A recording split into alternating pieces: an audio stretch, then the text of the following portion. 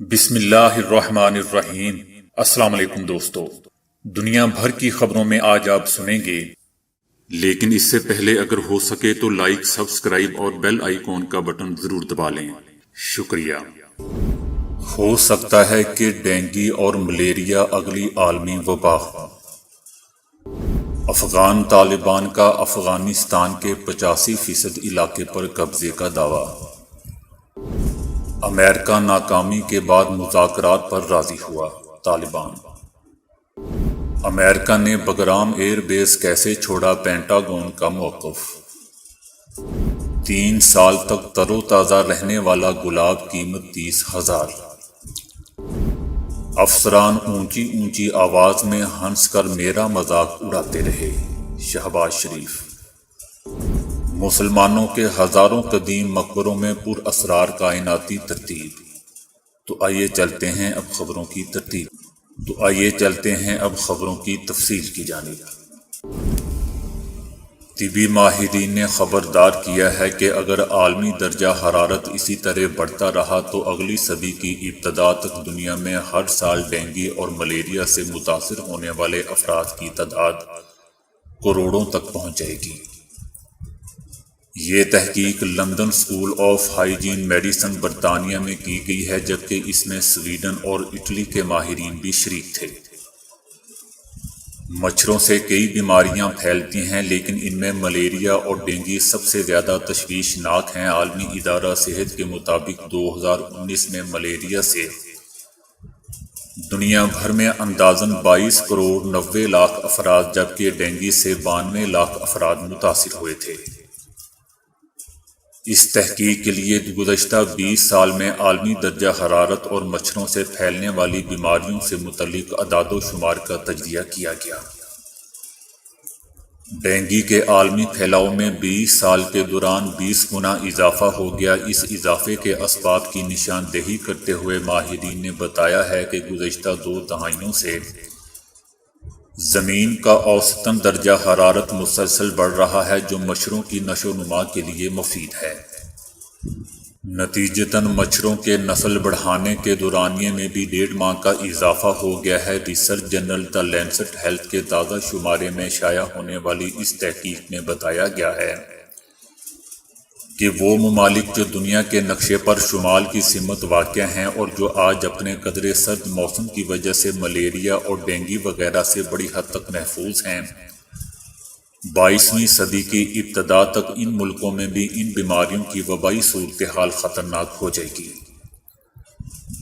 دوستو، یاد رہے کہ زیادہ بلندی پر واقع سرد مقامات پر پہلے ہی مچھروں کی تعداد میں نمایاں اضافہ دیکھا جا چکا ہے، جس سے اس خدشے کو مزید تقویت پہنچتی ہے۔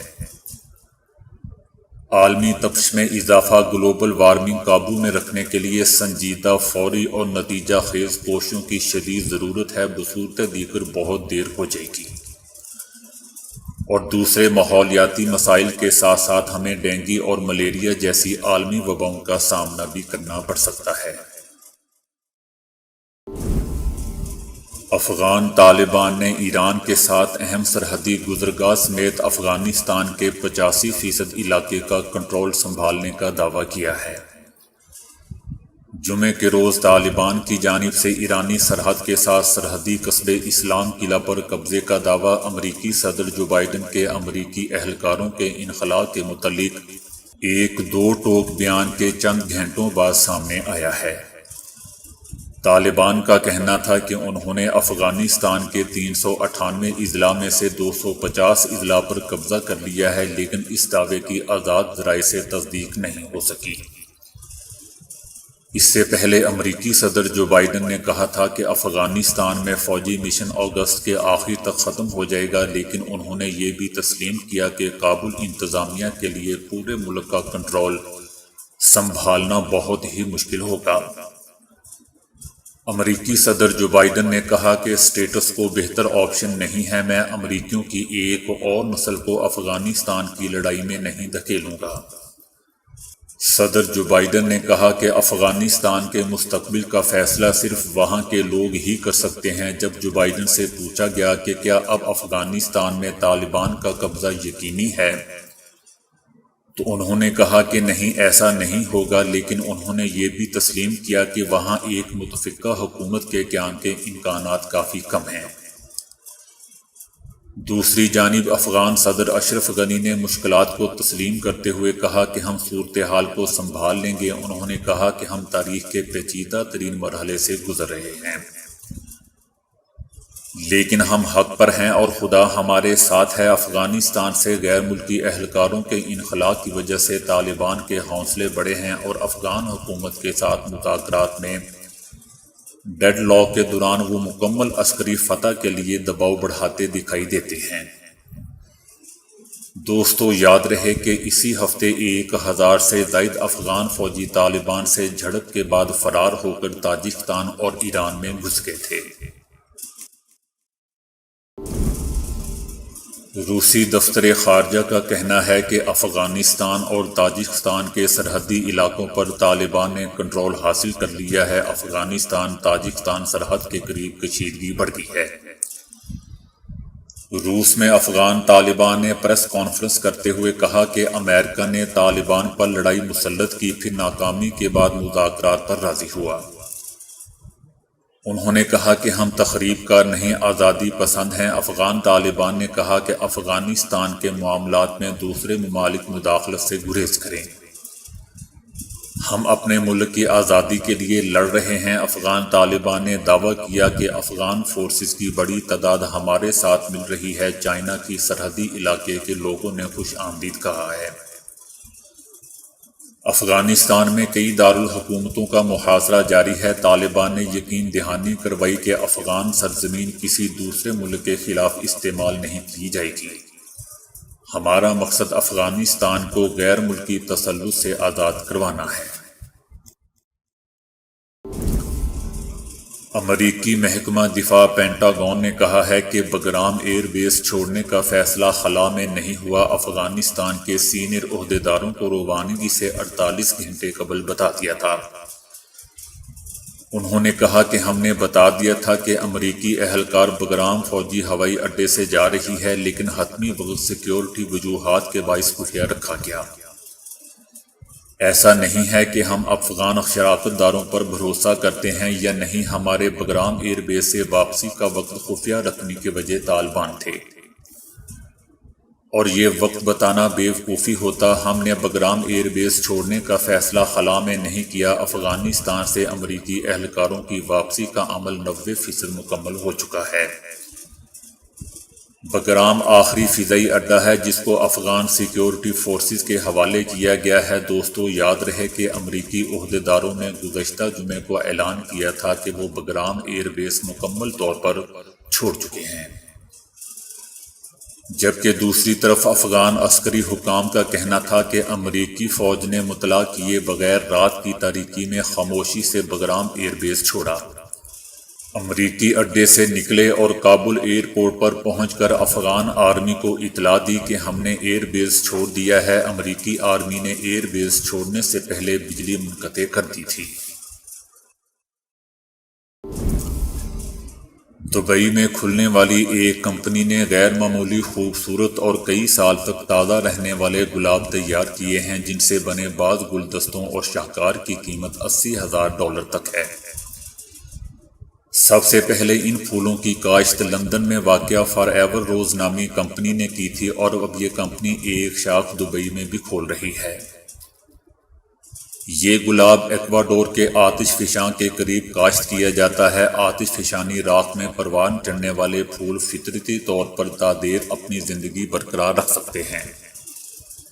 اسی بنا پر فار ایور روز نامی نے دعویٰ کیا ہے کہ ان کے پھول 3 سال تک خوشنما اور تازہ رہتے ہیں، لیکن اس کے بعد پھولوں پر خاص گلیسرین لگائی جاتی ہے اور انہیں ایک قسم کے عمل سے گزار کر شیشے کے مرتبان سے ڈھانپا جاتا ہے۔ اگرچہ گلیسرین سے گزارے گئے پھول کئی دوسرے ادارے بھی فروخت کر رہے ہیں، لیکن فار ایور کا دیر پا گلاب پوری دنیا میں مشہور اور سب سے مہنگا ہے۔ مالدار افراد اور ادارے ہی یہاں سے پھول خریدتے ہیں اور ڈسپلے کے گلدستے اور شاہکار ڈیزائن کرواتے ہیں، یہاں تک کہ پھولوں سے تیار کردہ ایک سینگ والا گھوڑا بنایا گیا تھا۔ جس کی قیمت $80,000 یعنی 1 کروڑ روپے سے بھی زائد ہے۔ 1 یا 2 پھولوں والے گلدستوں کو $300 سے $500 میں بھی فروخت کیا جا رہا ہے۔ عدالت نے FIA کی ٹیم کو شہباز شریف اور حمزہ شہباز کو ہراساں کرنے سے روک دیا ہے۔ سیشن عدالت میں شوگر بزنس کے ذریعے منی لانڈرنگ کرنے کے کیس میں عبوری ضمانت پر توسیع کی درخواست کی سماعت ہوئی۔ شہباز شریف نے FIA کی تفتیشی ٹیم پر ہراساں کرنے کا الزام عائد کرتے ہوئے کہا کہ میں نے شوگر ملز میں اپنی فیملی کے اربوں روپے کا نقصان کیا۔ میں نے بیواؤں اور پنجاب کی غریب عوام کی خدمت کی۔ میں نے اپنی فیملی کے افراد کی مخالفت کی اور اپنے عوام کے لیے سستی چینی دی۔ شہباز شریف نے کہا کہ میرے خلاف نیب کے کیسز کے بعد اب FIA کو بھی وہی کیسز دے دیے گئے ہیں۔ مجھ پر آج الزام دیا جاتا ہے کہ میں نے منصوبوں میں کمیشن کھایا۔ میں FIA کو جواب دے چکا ہوں۔ میرے ساتھ FIA میں بدتمیزی ہوئی۔ FIA کے افسران نے میرے ساتھ بےہودہ گفتگو کی۔ مجھ سے جب برداشت نہ ہوا تو میں کھڑا ہو کر بولا کہ میرے ساتھ آپ ایسا کیوں کر رہے ہو؟ FIA کے افسران اونچی اونچی آواز میں ہنس ہنس کر میرا مذاق اڑاتے رہے۔ عدالت نے FIA کی ٹیم کو شہباز شریف اور حمزہ شہباز کو ہراساں کرنے سے روک دیا۔ مشرقی سوڈان کے علاقے کسنا میں سینکڑوں سال قبل مسلمانوں کے بنائے ہوئے ہزاروں مقبروں میں کہکشانی جھرمٹوں جیسی پر اسرار ترتیب کا انکشاف ہوا ہے، لیکن سائنسدان نہیں جانتے کہ آخر یہ مقبرے اس ترتیب سے کیوں بنائے گئے تھے۔ 10,000 سے زیادہ کی تعداد میں یہ چھوٹے بڑے مقبرے کم از کم 500 سال پرانے ہیں، جو کسنا میں ایک بہت وسیع رقبے پر پھیلے ہوئے ہیں۔ اتنے وسیع رقبے پر پھیلے ہوئے ان ہزاروں مقبروں میں بظاہر کوئی ترتیب نہیں، لیکن اٹلی کی نیپولی یونیورسٹی میں افریقہ اور بحیرہ روم کے آثار قدیمہ کے ایک ماہر عصری فانوں کو چند سال پہلے شبہ ہوا کہ شاید اس بے ترتیبی میں بھی کوئی ترتیب ہے۔ زمین پر نظر رکھنے والے طاقتور مصنوعی سیارچوں سے لی گئی تفصیلی تصویروں کی مدد سے انہوں نے اس پورے علاقے میں پھیلے ہوئے مقبروں کا مجموعی نقشہ مرتب کیا، جس میں ہر نقطہ ایک مقبرے کو ظاہر کرتا تھا۔ یہیں سے ان مقبروں میں ترتیب کی جھلکیاں نمایاں ہونے لگی۔ اپنے برطانوی اور سوڈانی تحقیق کار ساتھیوں کی مدد سے انہوں نے ایک خاص ٹیکنیک استعمال کرنے کا فیصلہ کیا، جسے نیمین سکوڈ کلسٹر پروسیس کہا جاتا ہے۔ اس سے پہلے تک یہ ٹیکنیک صرف ستاروں اور کہکشاؤں کے جھرمٹوں میں ترتیب کا پتہ لگانے میں ہی استعمال ہوتی رہی ہے۔ یہ پہلا موقع تھا کہ جب اسے آثار قدیمہ کے شعبے میں آزمایا گیا۔ نیمین سکوڈ کلسٹر پروسیس استعمال کرنے پر ہونے والا انکشاف خود ان ماہرین کے لیے بھی حیرت انگیز تھا۔ تمام مقبروں کی ترتیب کہکشانی جھرمٹوں جیسی تھی، یعنی درمیان والے مقبروں کا ایک جھرمٹ اور اس کے گرد پھیلے ہوئے مقبروں کے مزید جھرمٹ جنہیں بعد کے زمانوں میں تعمیر کیا گیا تھا۔ اس ترتیب کو سامنے رکھتے ہوئے ماہرین نے اندازہ لگایا ہے کہ درمیان والے مقبرے غالباً زیادہ اہم اور مقدس ہستیوں کے ہیں، جبکہ ان کے ارد گرد پھیلے ہوئے چھوٹے مقبرے ان ہستیوں سے عقیدت رکھنے والوں کے ہیں۔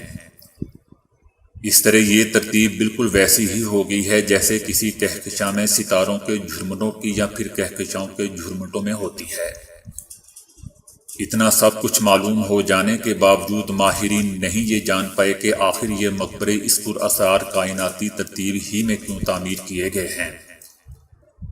یہ تحقیق دوستو ریسرچ جرنل PLOS 1 کے تازہ شمارے میں شائع ہوئی ہے۔ تو دوستو آج کے لیے اتنا ہی۔ ویڈیو کو لائک اور شیئر کرنے کا بہت بہت شکریہ۔